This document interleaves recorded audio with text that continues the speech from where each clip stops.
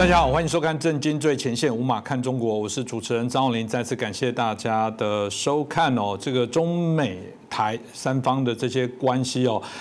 随着这个拜登就任之后，的确还是大家所关注的焦点哦。在近期，我们看到美国也做了许多的动作，当然中国也没有放弃，特别是他们在近期针对有关他们这个台海之间或者在全世界的这些角色哦，我们看起来也发表蛮强硬的这些评论哦。所以这当然也会引发美国对这样的事情的一些我们刚刚提到对应的一些处理哦。有人说，这样子很恐怖，未来台海哦，在10年里面，当然会是一个非常重要，甚至有人说是战争的热点哦，来做一些讨论。那我们看到美国在最近白宫的国家安全委员会在3月3号，它有公布了一个有关国家安全战略中期的一个所谓指导方针哦，里面当然就很清楚的认为中国这个威权的政权体制对他们来讲是一个非常大的一个挑战，他认为美国必须要去面对这些事情哦，这很清楚的把中共已经设为这个美国最主要的这些所谓的挑战者哦，甚至觉得如果不面对的话，可能会对美国的利益萌生非常大的一个灾难。到底这个内容是如何？我想我们今天可以好好来讨论。那我们开心再次邀请到我们中国经济学家、旅美学者我们陈小龙博士，陈老师你好。你好，主持人好，观众朋友们大家好。是，谢谢老师哦。这个我们观众朋友，每次都特别感谢，就是我们有机会邀请到陈老师，然后陈老师也固定在我们节目当中提出第一线的这些相关的资料哦。那很多人甚至都觉得，哇，老师你这些东西，甚至你应该被延揽进到美国的这些政府，提供他们更多的这些相关的讯息，甚至他们一直希望说有没有英文字幕啊，真的要让美国人看得到哦。我想我们用各种方法，然后想办法让这节目的资讯哦，让更多关注中国议题的朋友，特别是我们谈到外国的朋友，让他们更为了解哦。那首先当然请教老师哦，其实刚刚提到的这一个所谓的战略方针的公布哦，同一天这个布林肯哦，他们国务卿也提到了，同时回应了这个问题，的确他也说了，对，没错，这个战略方针主要虽然从所谓的民主政治谈到气候变迁的相关的合作，但不讳言哦，最终还是回到了中国还是定调是一个对美国产生一个所谓的威胁。那他说这个是21世纪最大地缘政治的相关的挑战在国内国外都必须主动面对这些事情，然后甚至他说如果不面对我们就会落后。所以这个听起来蛮有趣，是感觉他把中国视为主要的挑战。为何他会把中国视为主要的挑战？这对吗？老师您怎么看呢？所谓中国的挑战，这个美国呢是被挑战的一方，那么中共作为挑战方，他自己怎么看？他承不承认他在挑战美国？那么我想用中共的话来给大家报告一下。我先引用中共一个外宣媒体叫多维新闻3月6号有一个标题叫做2021中国两会，这指的是中国正在开的人代会和政协会。中国两会坚定且充满野心。那么他这个每年春天都要开的人代会和政协会呢，都是中共这个决策的橡皮图章。那么这个标题用了充满野心4个字，那这可以理解为说，这就是现在中共此刻高层姿态。那么它充满野心，这野心是什么？我们来看习近平最近讲过的几句话，我不知道台湾媒体有没有报道那从他的这个话里面也可以了解中共高层此刻的心态。那么3月6号下午，习近平去参加他这个全国政协会议的医药卫生界、教育界的代表。那么在座谈当中，他脱口而出说：70后、80后、90后、00后，他们走出去看世界之前，中国已经可以平视这个世界了，也不像我们当年那么土了。那么言为心声，在习近平的心目中，中共现在已经对这个世界没有什么仰视的心态了，而是一种你们有什么了不起，我们可以彼此平坐的这种感觉。那么习近平没有说出来的是，中共其实心里真正想的是如何把这个世界变成他的天下，他要说一不二。而且呢，习近平这个话里面讲的世界，不是指的一般的中小国家，而是指美国。那么他说的现在要平视美国，这个话并不是说中共过去几个月里头突然有什么成就让它可以平视了，而是美国现在正在呈现一系列危险的下坠的姿态，特别是政治上的下坠。那民主跟政治的根基呢，从美国内部被破坏。那么对中共这个官媒讲的充满野心，习近平这段话实际上做了个很贴切的解释。那么如果从充满野心这个角度去看中美关系的基本走向，中共为什么嚣张就比较容易理解。那么刚才讲这个媒体2月12号还有一篇文章讲得更明确，标题是“中国是美国的挑战，已难以避讳”。他是这么讲的，他说从中美官方的表态来看呢，两国对中国是不是挑战存在着不同的认知。北京在尽可能的避免被贴上挑战美国的标签，但事实上，中国挑战了美国这一点，北京已经难以避讳。经济上，中国从2011年至今已经成为仅次于美国的第2大经济体。有不少经济人士预测，中国将在2027或者2028年超过美国。那么，在全球经济治理层面，“一带一路”对全球地缘政治格局的触动会日益显现出来。军事层面，中国与美国同样都是拥核国家。中国近年来在南海、台湾的军事存在感明显加强，解放军的军事威慑力大增，美军在亚太的绝对优势正在变成相对优势。那么这些话呢，是中共的对外宣传话语，其中呢有自夸的成分，是大可质疑的。但是他的那种充满野心的心态，透过这些话语是可以看出来的。因为中共他并不避讳他在挑战美国，那美国呢，当然不可能不感受到了。如果美国有哪个政客或者学者假装不知道中共的挑战，那他一定是个拥抱熊猫派的一个别有用心的人。那么其实现在拜登对中共的定义用的是一个词，叫做主要竞争者。那么这在外交语言的层面呢，实际上是降低了川普当局对中共的认知，比川普当局呢温和的多了。川普讲的是敌人，拜登讲是竞争者。那么我们就来看看这个竞争者什么意思。历史上，美国在民主国家当中是有过很多国际政治方面的竞争者的。比方讲，法国的戴高乐时代，法国一直奉行所谓独立的外交路线，和美国唱反调。那么又比如在经济方面，这个上个世纪80年代的日本曾经号称可以买下曼哈顿。那么这一点我有一点体会，因为在日本经济泡沫的高峰年代1987年我是受日本财务外务省的邀请，和一些同事访问日本。那么在日本呢，从他那个中央官厅的经济企划厅、大藏省这些政府部会，一直到经团联这些财界的团体，我们都去看。这个拜访过，也一起讨论过很多日本经济的事，还去了像日本一些川崎制铁这些大公司。那个时候就能非常明显的感觉到日本的财界还有政界可以说对他们的经济信心满满，丝毫没有一点点危机感。结果第2年，日本的经济泡沫就破了。那么今天中国的挑战是不是就是和当年法国与美国的这个外交关系上，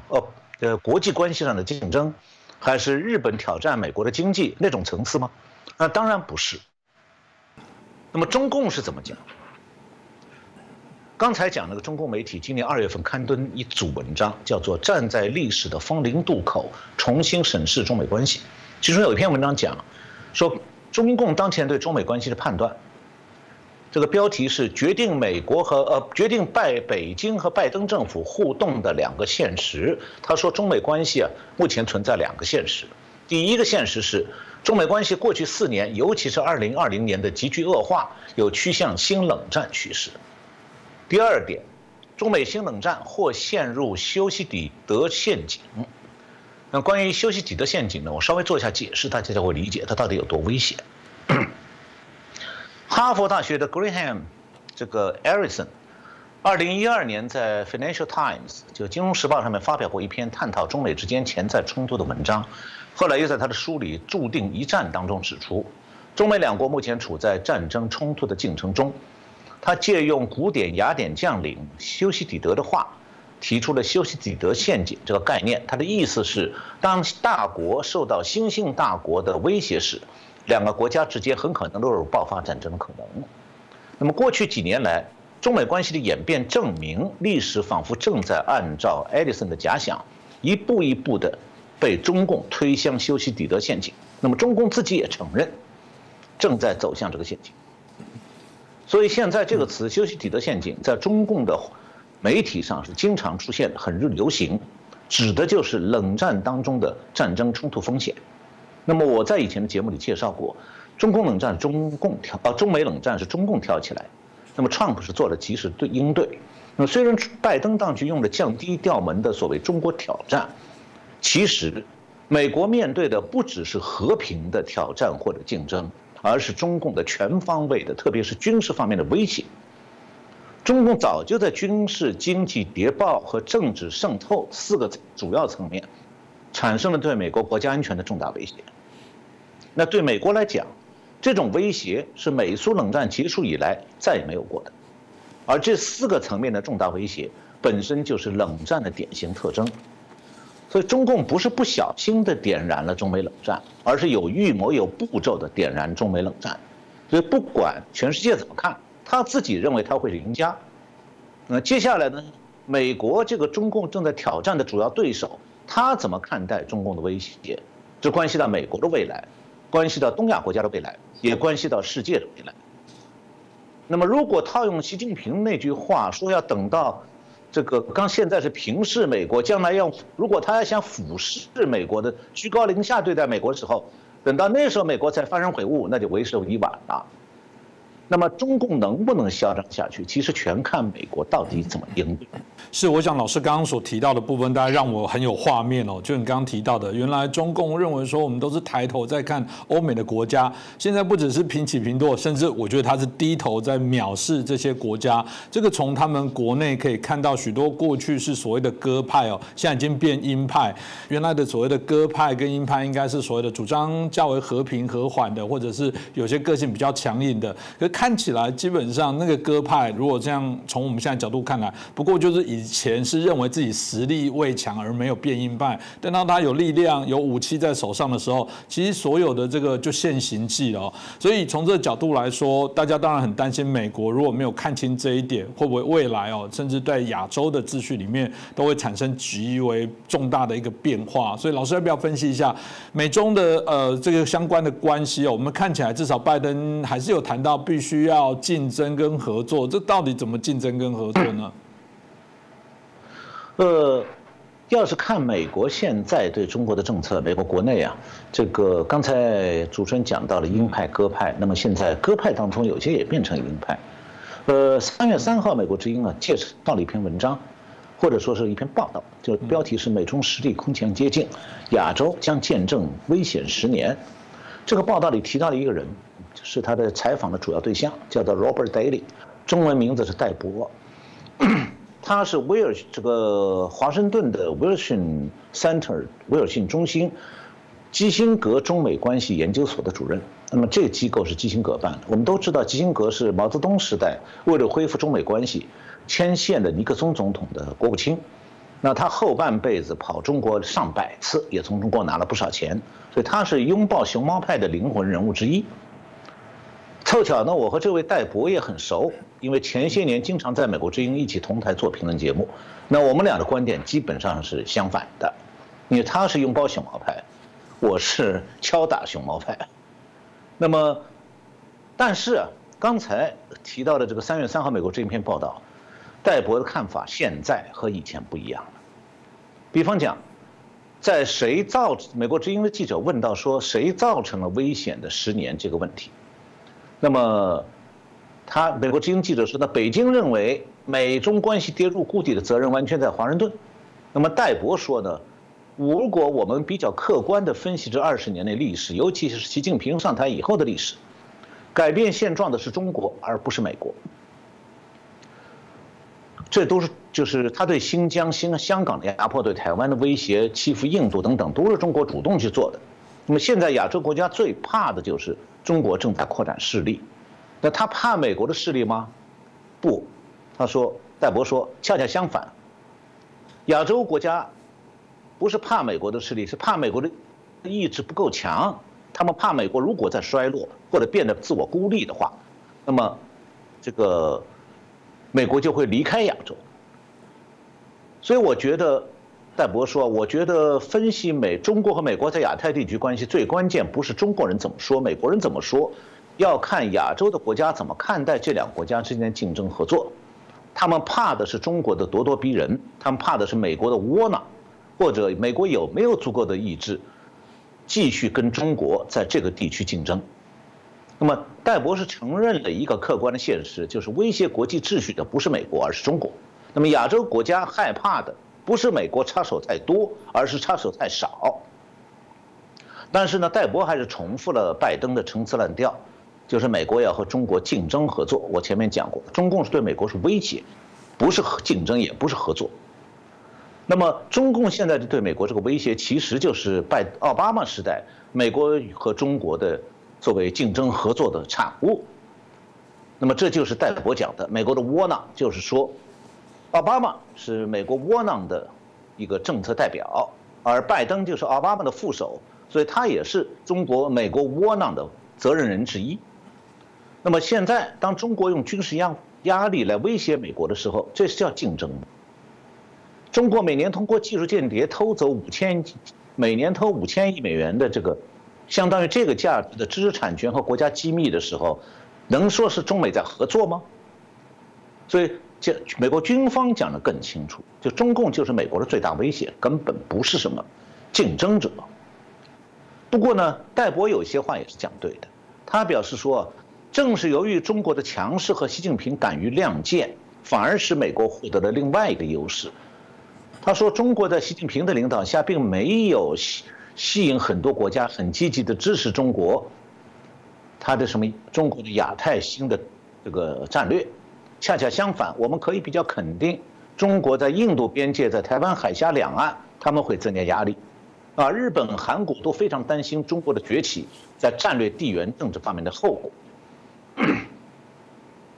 那么戴博士认为说，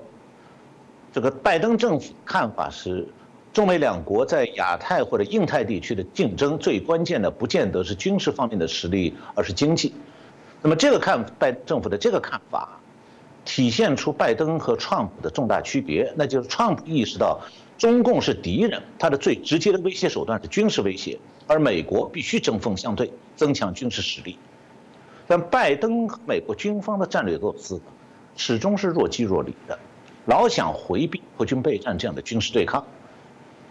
他是宁肯给美国黑人每个人发几十万美金作为所谓的历史补偿，或者是想送钱给中南美洲那非法移民。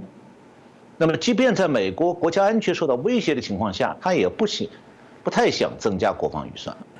那么经济层面呢，拜登也不太愿意坚持川普对中国的全面的经济制裁。那么最近有消息说，在美国军方的压力下，拜登准备考虑军方的战略构想，重新安排军费预算，我们还要等着看。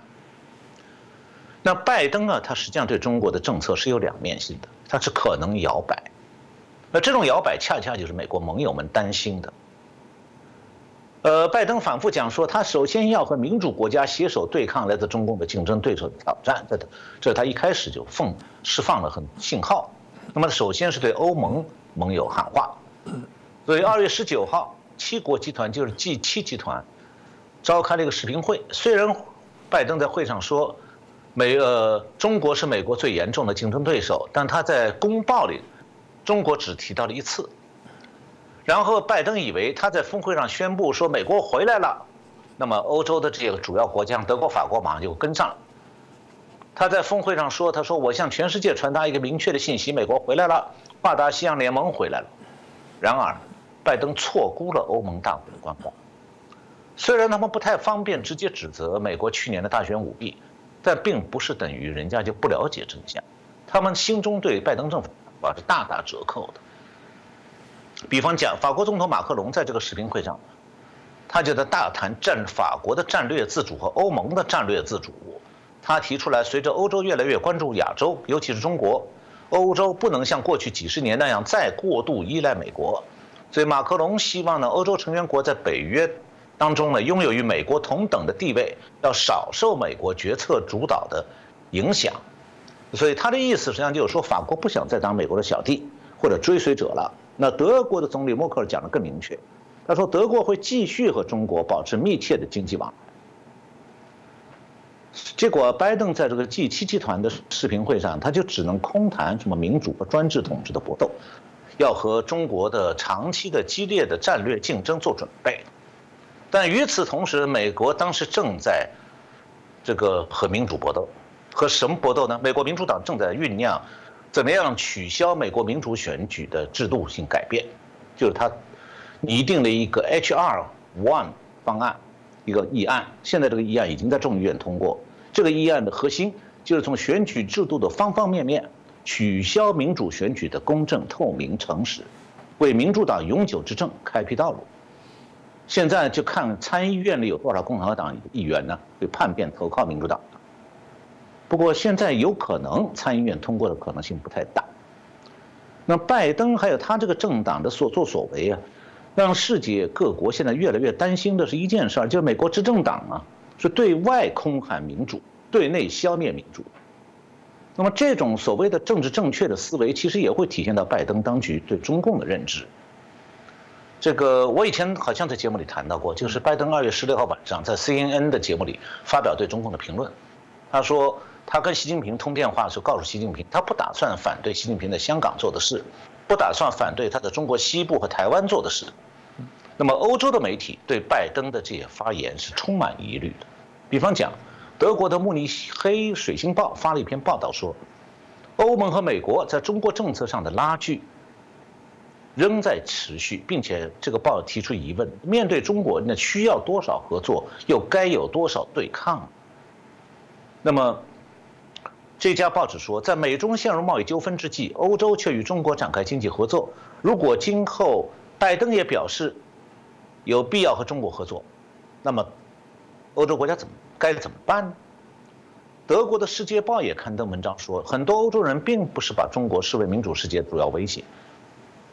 也不希望被卷入超级大国之间的新的经济冷战。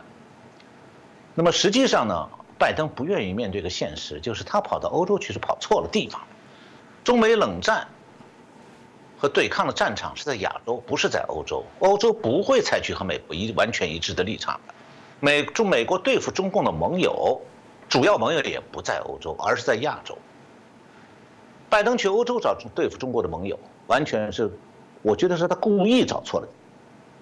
由于他不想以冷战的姿态应对中共，所以对亚洲的盟友他没有采取必要的所有的那些主动的姿态，以便他来合作的对付中共。因此，现在亚洲各国对美国的动向也只能是紧密观察。是，刚刚听完郑老师的分析，我们大家当然知道，现在美中相对应的这所谓的竞争跟合作。当美国外交政策在过往当这个会依着我们谈到的这个对于军事上相对应的一些威胁当然有人说会分成这个所谓卫国派，就保卫国家的卫国派，会有所谓的卖国派，甚至有所谓的这个害国派那这蛮有趣的一个所谓的界定那这里请教老师就是到底怎么样的状况会起这样的一个相对应的一个变化跟作用？那我蛮同意您刚刚说的，问军方最准，因为军方就是保家卫国。军方的态度到底怎么在看待这个后续的一些相关发展呢？好，我现在稍微分析一下这个刚才主持人提到的这个，我这个刚才主持人讲的这个三派：卫国派、卖国派和害国派。那我上面提到的情况，实际上说明一点，就是美国目前对中共的决策状态似乎是有一点混乱的，远不像川普时代那样清晰明确。那么各国关系国际局势的人，包括台湾的民众，多少都有一种混沌不明的感觉。那么究竟怎么看拜登今后的对华政策和中美关系走向？那么首先，我觉得要了解一下美国的政治格局。刚才主持人提的这三派，我认为是很有道理的。一般人都知道说，美国存在的这个熊猫亲善派和熊猫遏制派，两派同时在影响着美国的对华政策。那么拜登自己其实一直是熊猫亲善派，所以他不可能用川普当局那种全面遏制中共的政策。那么谁是熊猫亲善派呢？当下的白宫和内阁的大部分政治任命的官员曾经都是熊猫亲善派，那么现在可能变了，也可能这个明变暗不变。那么金融界、商界、学术界也有不少这样的人物。那么谁是熊猫遏制派呢？军方和共和党里面有一部分议员都是明显的熊猫遏制派。但是如果分析美国的政治决策立法过程啊，情况比这还复杂，就不是两派，你不能把所有的议员都按这两派来划分，倒是主持人提到的三派比较适合。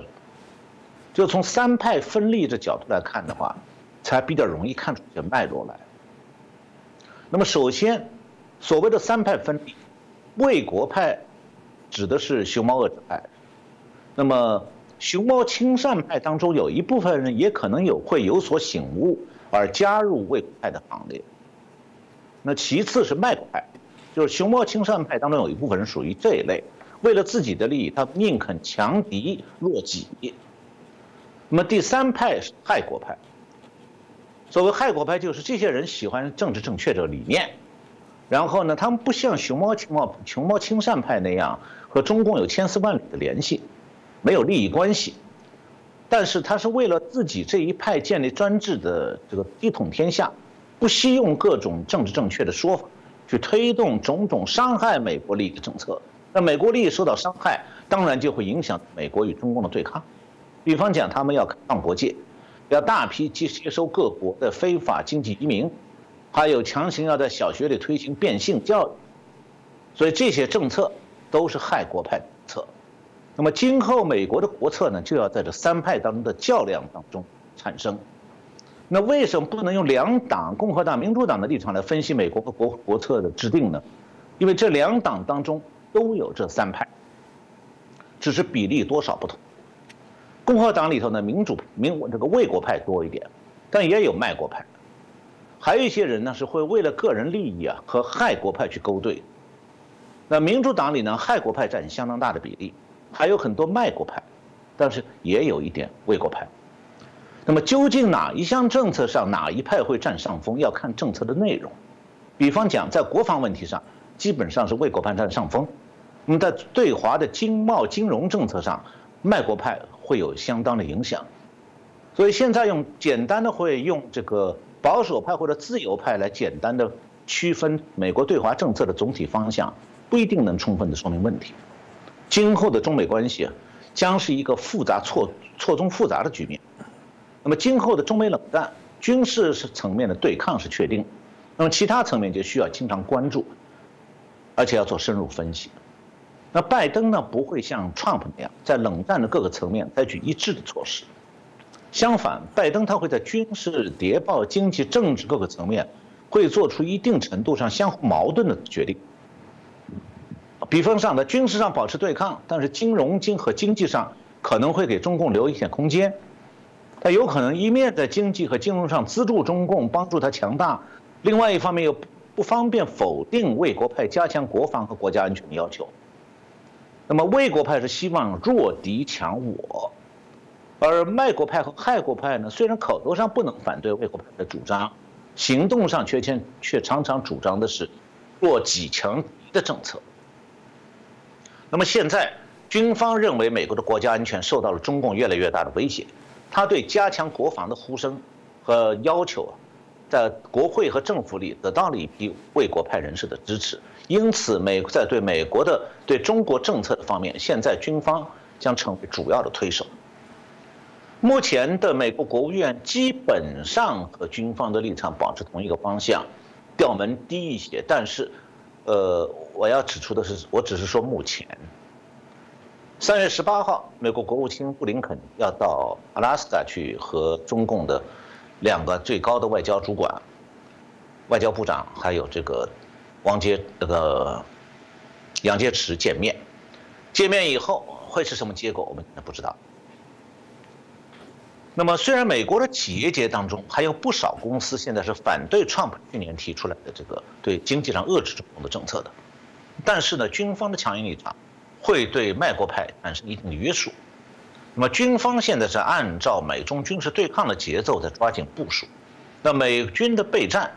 也会一定程度上会限制到经济方面的两国交往，所以未来的美中经济关系将是很大程度上会受到两国军事对抗的约束。但有一点可以确定，就是亚太地区乃至整个南太平洋地区，现在确实面临最危险的10年。而糟糕的是，美国国内的政治糜烂也同时发生。民主党现在这个恶制已经完全暴露，而共和党的部分精英正在和选民的意愿背道而驰。那么未来共和党会不会解体，我们也不知道。我们现在知道的是，美国共和党有10几个参议员已经认为下一轮选举选不上了，因为选民讨厌、恨他们，他们准备不选了。所以究竟将来怎么样，不知道。那么对亚太各国来讲，我们可以说高枕无忧的时代是结束了，奢谈和中共和好的时代也结束了。现在是需要了解危险，冷静应对，这可能是受到中共威胁亚太各国唯一的选择。是，刚刚老师分析的部分我就想起这个美国前总统这个川普初期的国家安全顾问这个麦克马斯特将军曾经也提到的，就是说中国现在因为整个香港的一些议案，通过国家安全法，包含对新疆的这种灭绝种族的一些运动大家认为说这个看起来中共下一个可能对台湾来做一些动手。当然他提到了这个军事的状况，的确美国要加紧的赶快在建构，甚至想办法取得这个在印太战略这个所谓的战斗力或者威慑力的这种平衡。当然对象就是中国。那他也特别提到说，这种绝对不允许之前像克里米亚、乌克兰这样的一些状况来发生那老师你怎么看待？就是说为什么他会这样子来做这样的说明呢？你刚才主持人提到的这个 McMaster， 他全名是 Herbert Raymond McMaster。他是一位退役的陆军中将，1994年到1996年是西点军校的军事史教授，2017年到2018年曾经担任川普政府的国家安全顾问，然后呢，他到了斯坦福大学去做研究员。那主持人刚才介绍了这个 McMaster 退役中将讲的话呢，是3月2号他在参议院的军事委员会作证时候讲的。不过现在我想再介绍一下一个。因为刚才讲的 McMaster 将军是退役将军，我现在介绍一位现役的，此时此刻还担任美军印太司令部司令的海军上将戴文森上将，3月4号在夏威夷他的总部和在美国华府的一个智库那个 Enterprise Institute 就是企业研究所的开了一个视频对话，那么涉及到了美军对台湾防卫的想法，这是美国之音3月6号报道的。那么当时企业研究所研究人员提到说，中国在持续的增加军费，建设威胁美国及其盟友的军事能力，增加了冲突的危险，导致中国更有自信、更大胆去寻求通过威胁或者使用武力单方面改变现状。那么戴维森海军上将回应时候表示呢，他对中国未来可能在6年内达到军事优势，并强迫改变地区现状非常担忧。他认为这种现状的改变将是永久性的，美国应该鼓励台湾在自我防卫能力上做更多的投资，而美国政府持续对台军售也是至关重要的。戴维森上将说，从现在开始到2026年，也就是这个10年的时间范围内，中国可能达到能力上具有优势的地位。当北京有能力时，他可能选择以强迫方式改变地区现状。而我会说，这种现状的改变是有可能永久性的。他说，毫无疑问，中国谋求要改变世界秩序，正如人们经常讲的，要建一个所谓的中国特色的世界秩序，在那个秩序里，中国的国力要比国际法来得更重要。他讲得很委婉，实际上意思就是拳头说话。那么戴维森的演讲中强调呢，关岛的防卫对美国本土的安全重要性。实际上，这个话对台湾也是一样的重要，就是他提到说，太平洋岛国在地缘政上的角色。他说，包括帛琉、米克多利西亚群岛还有马绍尔群岛在内的太平洋岛链，虽然人口很少，却覆盖了极大的海洋范围。2战时期曾经是兵家必争之地，那么中国正试图取得这个地区的控制。他说，我见到中国的整个太平洋岛链地区惊人数量的胁迫、腐败和收买企图，它涉及对政府和商业精英的台面下的付款，也涉及威胁及胁迫行动，要你做一件事或者停止做一件事。他还特别提到，中国因为不喜欢台湾外交部长的公开言论，就禁止进口台湾菠萝。他说，这个中国还收买了国际组织的领导层，比方讲电信、航空、旅游、农业。那么这些国际组织呢，都是太平洋岛国有迫切需求的，对他们很重要。那么中国取得联合国那些组织的领导层和支配力量，所以美国现在必须要多注意太平洋岛链的情势，因为他们角色非常重要。戴维森讲，过去几个月来，台湾周边的军事空间受到侵蚀，他见到中国的空中活动有所增加，包括轰炸机、战斗机、侦察机、海上巡逻机，他们还甚至不断地深入台湾的防空识别区。他说：“我非常担忧未来6年，当然这10年也在内，因为中华人民共和国能力的改变，包括它的改变呢，包括战斗机呀、轰炸机、船只的数量。然后他说，美国能做的就是鼓励台湾在不同能力的组合上多做投资，包括提供那些对台湾遏阻中共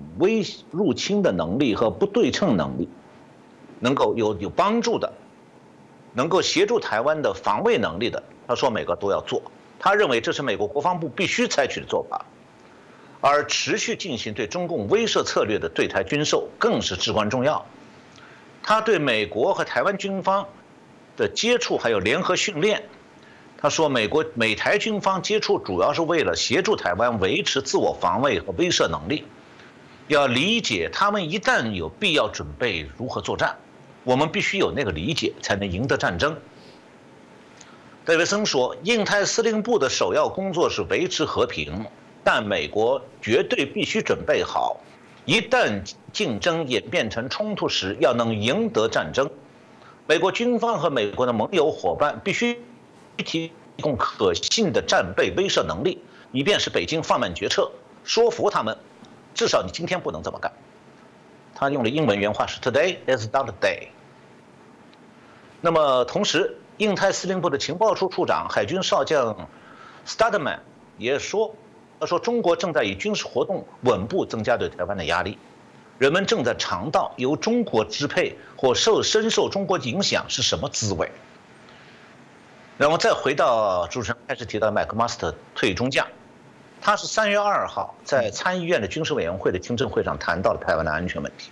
他说，美国现在正在用一种追赶的模式恢复它的威慑力和战斗力，要增加美国海军舰队的规模，以便在印太海域和中国竞争。那么制定这个战略的时候，麦克马斯特说，所有军种都面临着要满足要求的各种支出的浪潮，特别是海军。那么为什么美军现在用追赶模式？麦克马斯特的解释是说，几十年来基于我们的技术优势，越来越小的美国联合部队曾在广阔的地区产生了越来越大的影响。那么现在所有这一切都受到挑战了，因为中国对我们进行了研究，尤其是在海湾战争之后，他们发展了消除这些优势的能力。因为中国对我们进行研究，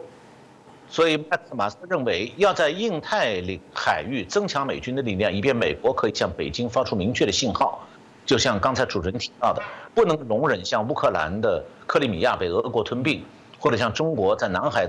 夺取岛礁那种。他认为保持海军的规模非常重要。那么拜登政府现在正在重新考虑海军造船计划当中先前的假设，然后再提交2022年财政年度的预算。那么关于中共的扩张主义，麦克马斯特强调说，现在紧迫关切是台湾。他这个话的意思是，美国海军、美国军方现在最紧迫的关切的是台湾。他说呢，要用战略上的模糊使中共不敢入侵台湾。所谓的战略上的模糊，他指的是说，美国出售武器以加强台北的防御，要让台北不易被攻破的承诺，还有川普当局另外一个承诺，如果台北遭到袭击，美国要参与保卫，都成为有力的警告，以阻止中共入侵。那么中共如果确实试图入侵，他就必须付出巨大的代价。这个麦克巴斯特说，他给中国的信息应该是：你可以假设我不做反应，但那是1950年6月朝鲜入侵韩国时的假设。他的意思是说，现在的情况和1950年完全不一样了，今后美国不会退缩。那台湾是在第一岛链上，美军现在是在认真的考虑如何维护台湾的安全，不仅仅是第一岛链，美国现在已经开始考虑第2岛链的关岛海军基地的安全，因为关岛是保卫东亚的航空母舰编队的基地。美军刚才讲那个印太司令戴维森海军机上将在会议上还提到说，这个目前关岛对中共的这个弹道导弹的防御啊，用的是旧的陆军的萨德系统和海军的宙斯盾驱逐舰，这是用来对付北朝鲜是够了，但是没有办法提供360度方位的保护。那么这个意思是360度方位的保护是说，中共的导弹不一定是从中国大陆打过来的，有可能是用核潜艇从关岛背向美国那个方向背后打来的。所以现在关岛的防空设施不足以应对中国导弹的威胁，所以美国要增强关岛防御系统，以震慑中国。那么关岛受到巩固，关岛的美军航母编队对台湾的保护才能起到有效作用。那么印太司令部现在正在推进的是在关岛部署以陆地为基地的宙斯盾系统，并且说呢，印太司令部的最优先事项。戴维森认为说，部署这套系统还能向盟友和伙伴表明，美国将会坚守关岛，不会不战而降。这个计划现在已经列入印太司令部2021和2022财政年度的重点投资项目清单，是印太司令部向美国国会提交了军费预算报告的最重要部分。那么3月1号，美军印太司令部已向国会提交了预算报告，促请美国国会加倍款翻，因为需要应对中国越来越大的威胁。目前印太司令部的拨款是每年22亿美元，那么现在递交的新预算要求从下个财政年度起，每年都要翻一番，至少46亿美元，而且未来5年当中还要再增加。他在这个戴维森上将在预算报告当中强调说，美国需要沿第一岛链部署拥有精确打击网络的联合部队，那么在第2岛链是配置综合反导弹系统。我最后补充一个信息，就3月5号凌晨，美国一架专门收集弹道导弹性特征的 RC-135S 导弹监视飞机，从日本冲绳的基地起飞，飞往胶东半岛以南海域，就是大陆的胶东半岛以南，在那个海域盘旋监视了6个小时才返回它基地。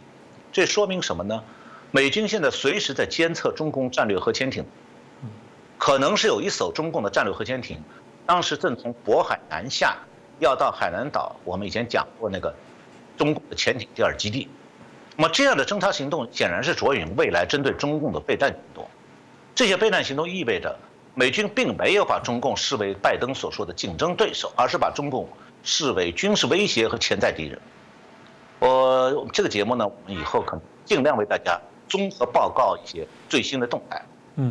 是，谢谢我们陈小龙老师精彩的一个分享哦。的确，我觉得那个从我们刚刚提到的为国、害国、卖国的部分哦，大家真的可以好好来做一些检视哦，看美国接下来这个整个在不管国会，在这么主要的这些政治人物的这些态度跟角色，我们当然希望透过这样的分析哦，让大家更清楚。其实我们节目很多来宾一直说了非常多，他们一直说过这个威胁跟敌人如果还傻分不清的话，我觉得那个终究会让自己的国家蒙受最大的一些损害哦，所以我觉得真的有必要更看清中国的这样角色。我想这一阵子很多包含中国内部，我都在讨论说，为什么大家都把我们当作敌人，那么讨厌我们？他是不是个错觉？明明我们很好吗？真的很好吗？这谈人际关系一样，这你可以想象有一个人哦，这个到最后是让朋友之间认为他是最讨厌的，甚至这是他认为说他最不合群，或者是他对大家最不友善。这难道会假的吗？难道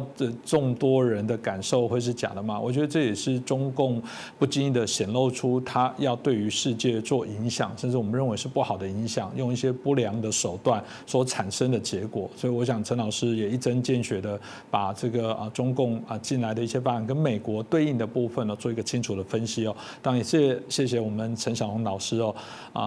每次都带来这么精彩的一些分析哦。当然也拜托大家，如果觉得我们节目非常的好，我们即将要突破16万喽，虽然有点缓步在爬，但是一直都有在成长，真的很谢谢大家给我们留言鼓励跟指教哦，让我们有更多的人了解这个中国相关的议题。我一直觉得有时候你跟朋友在做一些对话的时候，你会受到一些似是而非的一些论点哦，脑中你觉得好像有点不大对，但又不知道怎么来做对应哦。听我们的节目，我们的专家老师们所提供的这些资讯，我想就可以让你比较充分的来针对这样的一些议题，可以来做一些对应的一些回应哦。当然，如果你解释不了，没关系，就转传我们的节目，让他们了解跟知道。那再一次感谢我们陈小龙博士接受我们的采访。那谢谢我们所有的观众朋友收看，那也记得帮我们点阅、转传、按赞，然后让我们的节目有更多的人可以来一起收看。再次感谢老师，谢谢主持人，谢谢各位观众朋友。